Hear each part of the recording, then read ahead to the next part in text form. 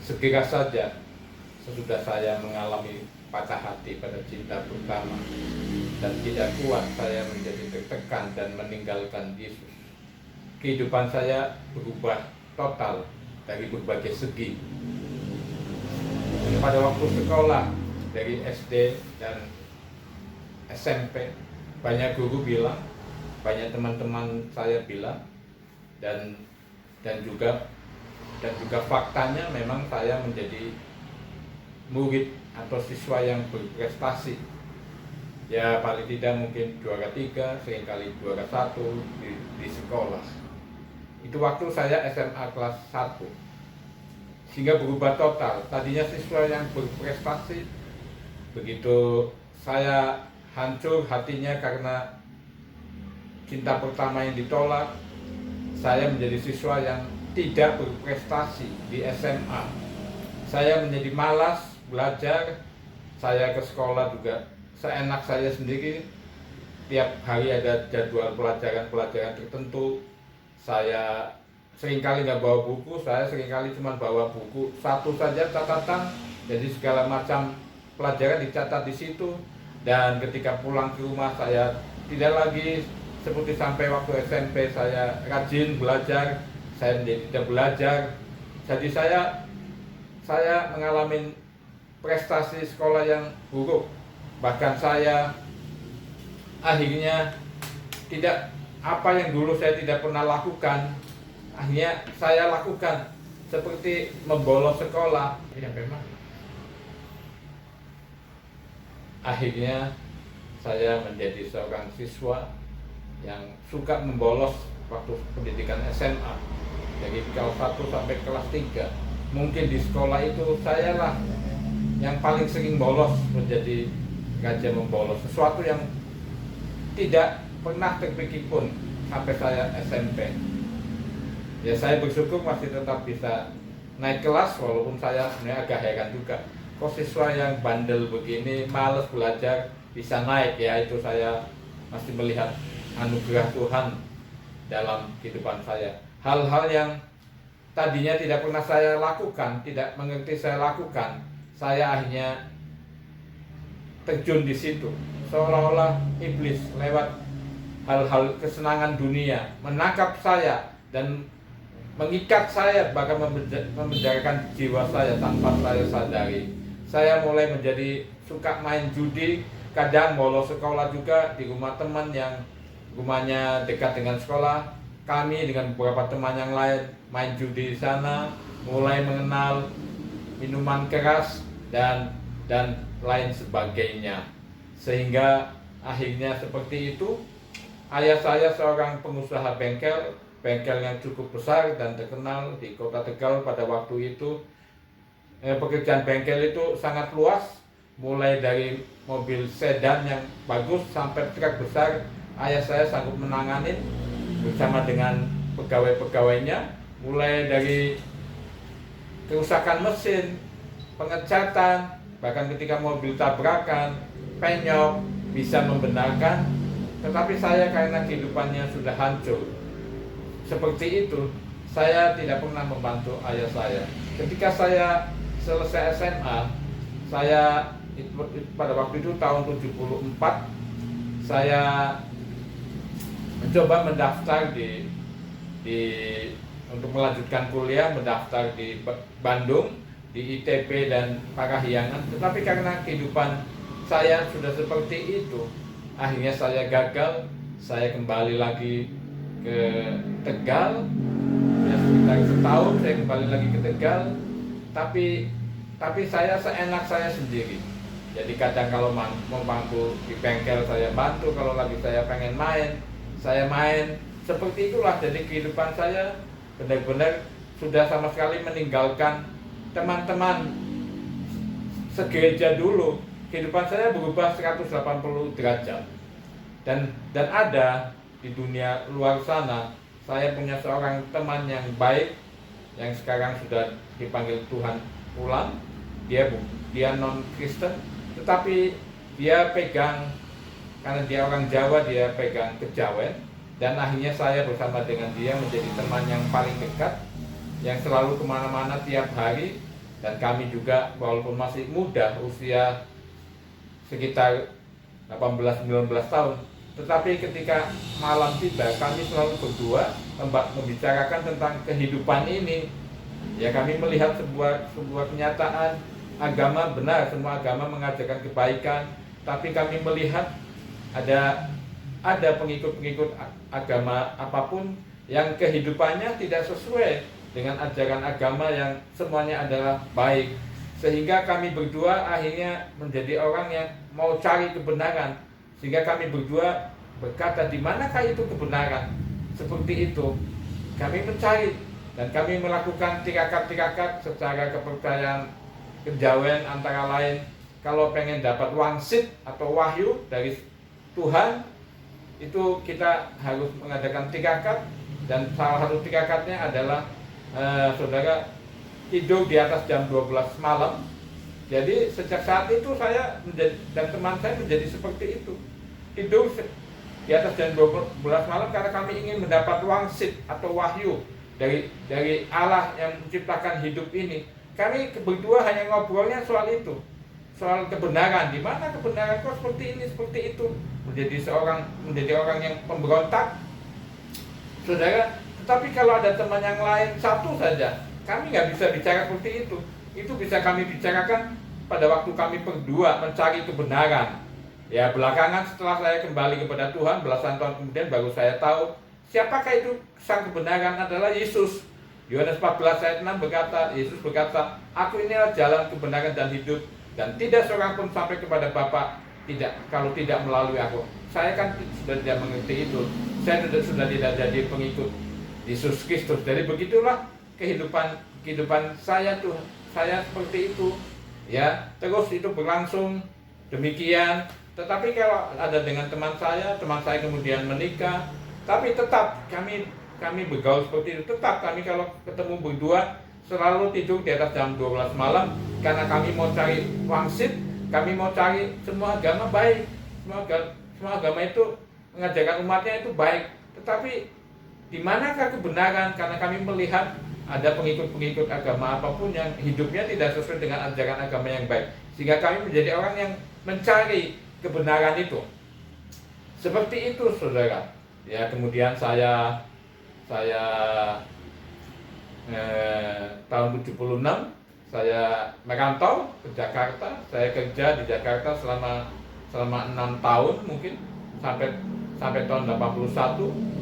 Kebetulan saya memang punya bakat main catur. Saya menjadi pemain catur yang cukup handal, ya, cukup kuat.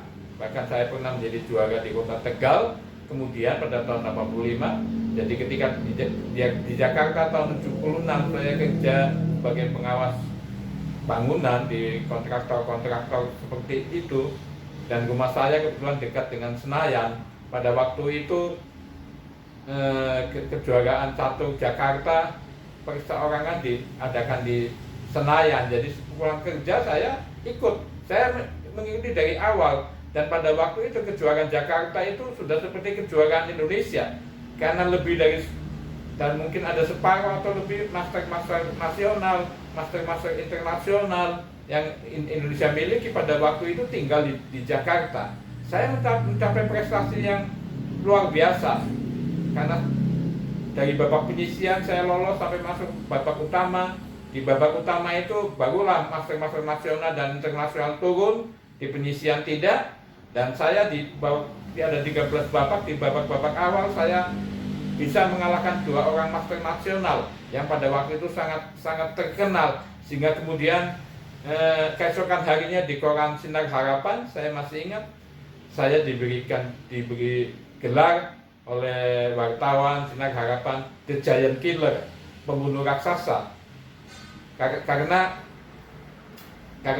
bisa mengalahkan 2 master itu. Begitulah, saudara, saya kerja akhirnya di Jakarta, akhirnya karena sesuatu dan lain hal saya berhenti kerja. Saya sempat kuliah juga di Ilmu Institut Komputer di Jakarta. Pada tahun itu adalah sekolah komputer yang pertama di Indonesia, bukan swasta tetapi itu dari kepolisian, karena komputer organisasi yang pertama di Indonesia, kalau saya tidak salah dari dinas kepolisian. Saya punya prestasi yang sangat bagus juga di kuliah, karena dasar-dasar kerja daripada komputer itu seperti orang main catur. Orang main catur kan begini, kalau orang melangkah kuda, saya jawabannya ini. Kalau lawan melangkah gajah, saya jawaban ini. Dan ternyata logika itu juga sama seperti itu. Di komputer, kalau yes, ke sini programnya, kalau no, ke situ programnya. Dan memang komputer berkembang menjadi seperti sekarang awalnya karena ada seorang juara catur dunia. Jadi dia juara catur dunia sekitar tahun, saya udah lupa lagi, sekitar 1960 sampai mungkin tahun 70-an itu. Mikhail Botvinnik namanya, dari Rusia, 10 tahun. Dia yang menemukan, mengembangkan komputer menjadi canggih seperti sekarang ini. Jadi akhirnya saudara, singkatnya di Jakarta, kehidupan saya juga hancur. Memang sebagai orang percaya, kalau kita meninggalkan Tuhan, cepat atau lama kita akan mengalami kehancuran. Sebab ketika kita ada masalah, kita harus menyelesaikan sendiri. Tuhan gak campur tangan, sebab saya pada waktu sudah enggak lagi percaya bahwa Yesus itu Tuhan. Padahal kalau mengingat dulu bagaimana almarhum mami saya disembuhkan dari penyakit asma itu dengan mujizat, tapi enggak percaya. Akhirnya saya menjadi seperti itu. Akhirnya saya keluar kerja, keluar kuliah, jadi pengangguran 2 tahun di Jakarta. Saya hidup dari main judi. Saya hidup dari kalau ada pertandingan catur beregu di Jakarta, saya hidup sebagai pemain catur profesional yang dibayar oleh klub di mana yang saya bela. Dan saya hidup dari judi. Saya hidup tentu karena keahlian saya main catur. Saya hidup itu dari taruhan catur, dari satu tempat ke tempat yang lain di Jakarta. Seperti itu kehidupan saya menjadi hancur.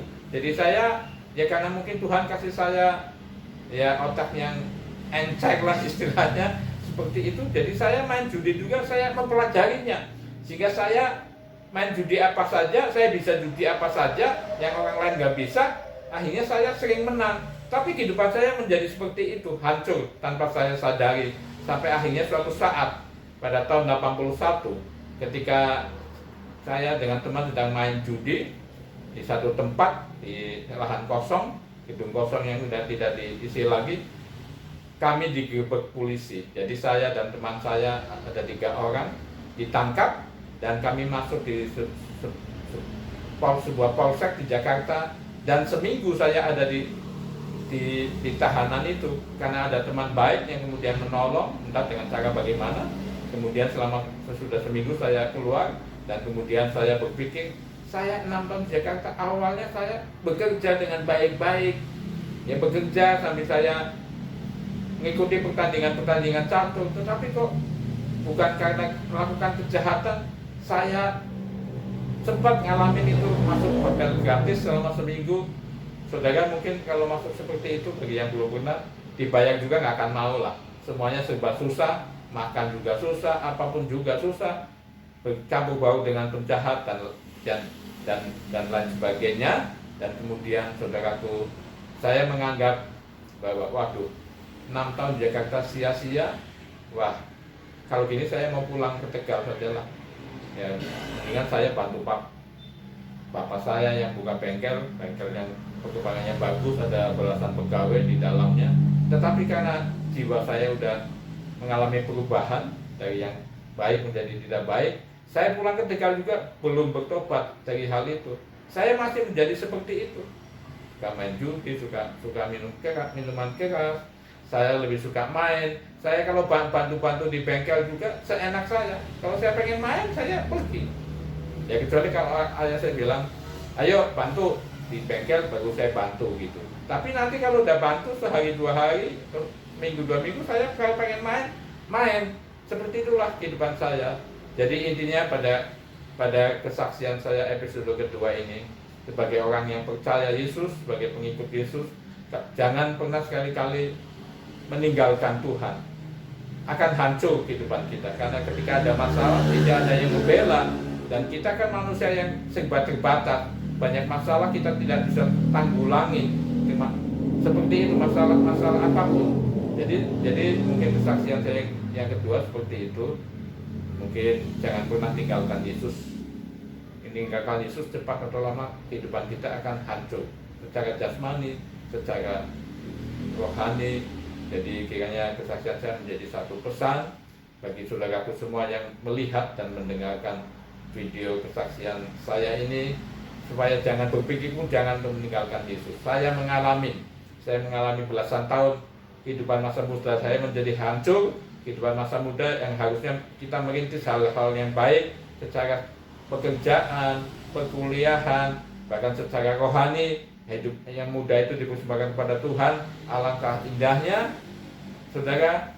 Jadi mungkin untuk episode kedua kesaksian saya sampaikan di sini.